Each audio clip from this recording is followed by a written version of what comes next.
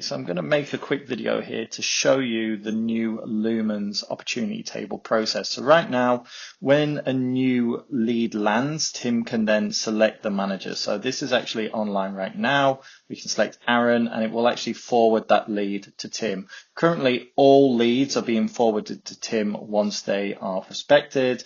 And then it's up to Tim to assign a sales manager to be able to then push that to the sales manager. From there, we will have the sales manager. That sales manager will chase that lead and get an RFP.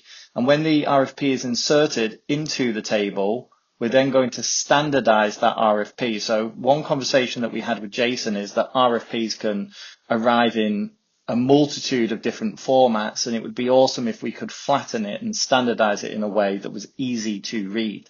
So we have actually developed that automation. Once a standardized RFP is produced, then Tom will be notified and Tom will be able to select a production manager. That is the process that is currently in place. So Tom would get the notification and then select a producer for that show, whether it be Jason or Tim or whoever. And once he hits that, it will then send a notification straight over to Jason. That is the current workflow and process. I think that actually might email Jason today because it's turned on. But I want to demo something to you, which is how we're going to standardize the RFPs. So I've created this template. It's not finalized. It's something you can see here. There's missing dates, names, links, all kinds of different pieces of information are missing from this document. But it's just a template. It's just something that I've basically created with ChatGPT. But you can see here we have all these different pieces of information which are completely missing from the document. And what we want to do is we want to standardize this RFP. So I have an RFP here on standby. Let me just get it. And I'm going to drag it into this bottom folder here. So you can see here, I'm adding the RFP. Now I'm about to explain what's going to happen. So it's going to trigger this workflow here. It's going to run.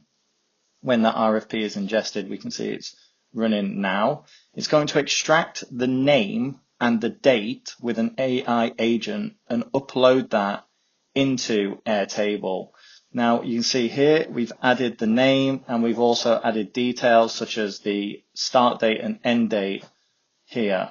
Now we haven't got the standardized RFP because that standardized RFP is now being sent, the RFP is going from Airtable. We've just sent it through Make. We've created a Google Drive and then we're going to actually send it to this new piece of technology which we currently don't have. So this is operating inside my Google Drive environment. Now, OpenClaw is an agentic piece of technology. It's a bit different to Make. So Make is an automation pipeline. It automates horizontally. This might sound like a futuristic language, but to make it simple, if I show you this workflow, you can see the data has come from Airtable. We then extract information about what record, like what line on the Airtable that was, so it will know that it's line 39. And then we create the Google Drive and the folders inside it. We use this AI to extract the information. So you can see here we've got the name, start date and end date. And then we upload the start date and end date into the Airtable. So you can actually see there, we've got all of the information that's been added back into the Airtable. OpenClaw works slightly differently.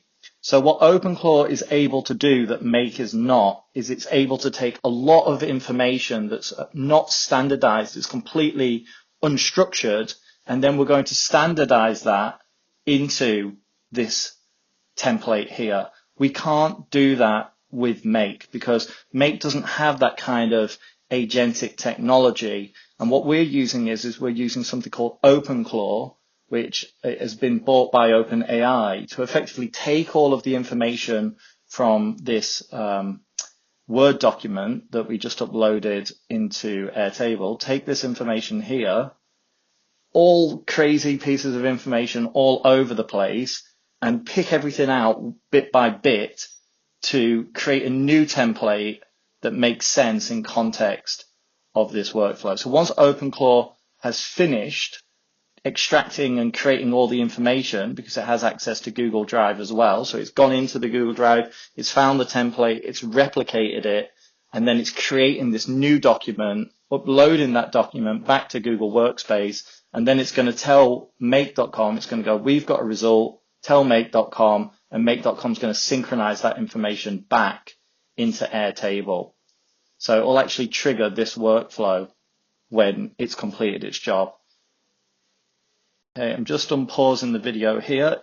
We can just see that that has successfully extracted the data, re-uploaded it to Airtable, and then standardized the document. So this is actually what we've got, and you can see here that it's absolutely nailed it. It's filled everything in, all the names, it's taken all of the data and filled in every single part of this sheet, uploaded it back to Airtable, but it's also uploaded that into the Google master file. So actually, you would see it in here. So you'd come to this folder at the end and be able to access the Google Drive with all the documents here.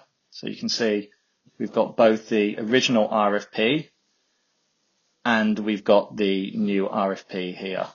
And that is why I think that OpenClaw would be very beneficial to Lumen's AV.